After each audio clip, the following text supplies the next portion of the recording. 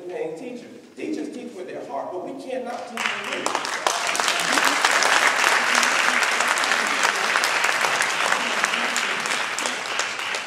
I think that if there was actually two things that you would tell Governor Scott. Number one is that in order to rank teachers, in order to help public education, we need to nurture our teachers, and the first thing we need to do is to help them with the pay. And I absolutely agree with you. And the second is to hold the parents accountable. Did you hear about the school district that required the teachers to come to school to have a meeting on drug use?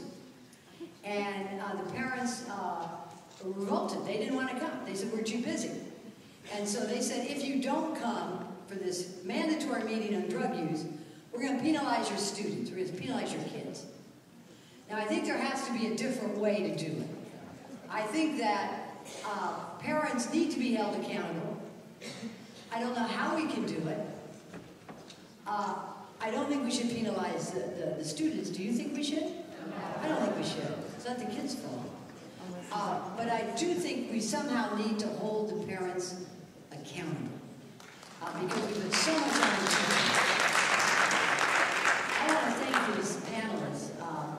I know from my personal experience in visiting all my elementary schools, so many of them, when it's cold, the kids don't have sweatshirts. And I see teachers bringing in and buying sweatshirts for the kids and buying school supplies. My daughter went to a public school in middle school, and she always had school supplies in her backpack. That's wrong. We shouldn't have to help the teachers, because most of the time they're taking their pay and buying it themselves. That's right. And it should come from the state. So we need to give them the right tools. And I want to thank you very, very much. Thank you, Mr. Cunningham, all over from Washington, D.C.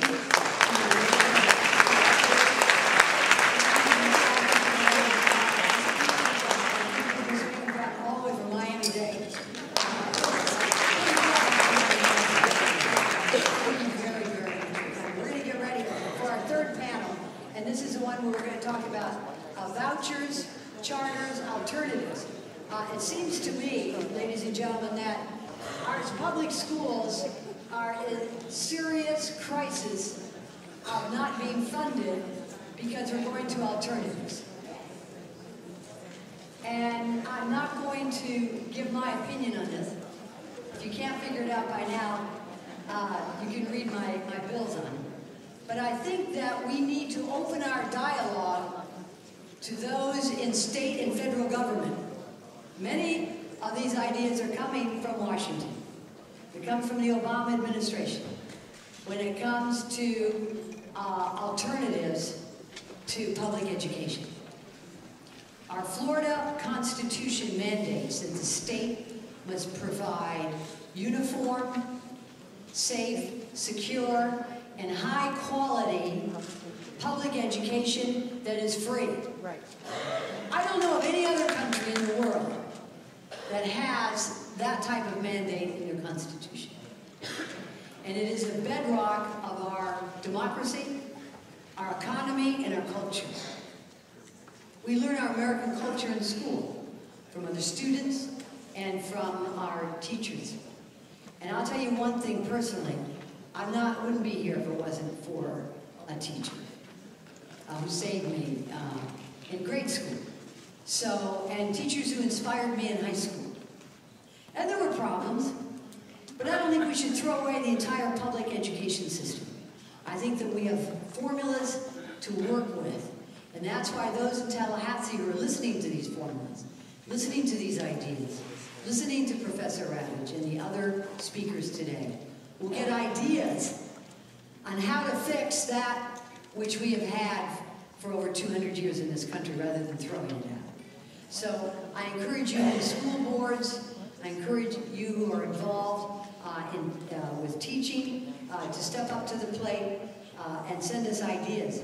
We're going to have speaking now our very own president of the Palm Beach County Classroom Teachers Association. I know he's very quiet, he's very discreet. You know what I'm talking about. It's Robert Dow.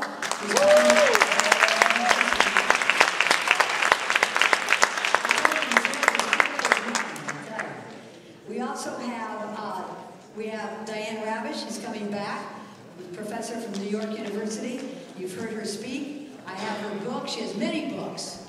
The interesting thing about Professor Ravitch is that she had one opinion at one time, and she has modified that opinion based on her research and her readings and her input from the many universities that she has taught at, and also being a former Assistant Secretary of Education. She comes with so much wonderful knowledge for us.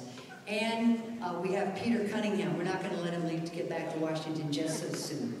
Assistant Secretary in the Department of Education. You see what we have is we have the former Assistant Secretary of Education and the present Assistant Secretary of Education. So, without saying anything more, I'd like to go ahead and start this discussion and welcome those of you who are new to our panel. I know Mr. Cunningham's been here. But let me start right out with this very controversial subject, which is what we should do about alternatives. Now, we know that we have problems in public education. And we know that they're multifaceted, so I'm going to pick on you first, Mr. Dow.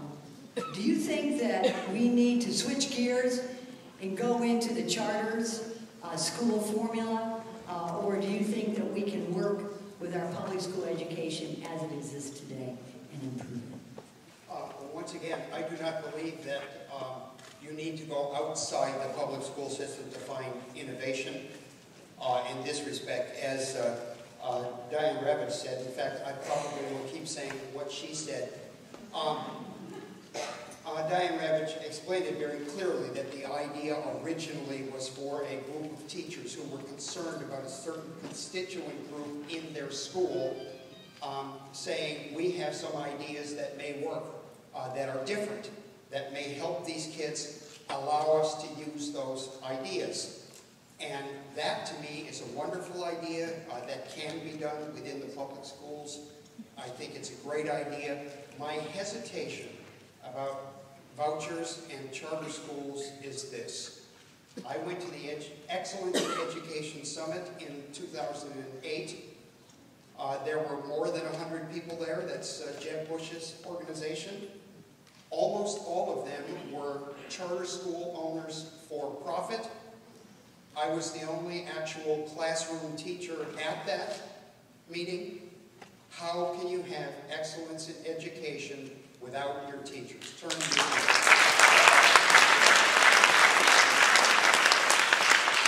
Dr. Ravitch, do you think that with the proliferation of charter schools, and I have the statistics that there's over 120,000 students who are attending charter schools today, do you think that that they can work if they pay more for teachers than our public schools presently pay for teachers? Well, if I may, Senator Sachs, I just have to step back. Okay, I think it's because I'm talking to my right and the microphone on the left. I think I have to step back just a second because we keep hearing today this reiteration of our system is broke, education is no good.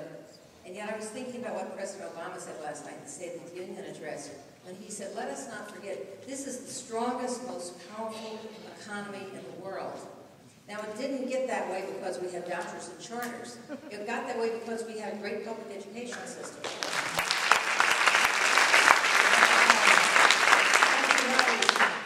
We also know that as a country, as an economy, that we are not as highly ranked as many other growing economies today.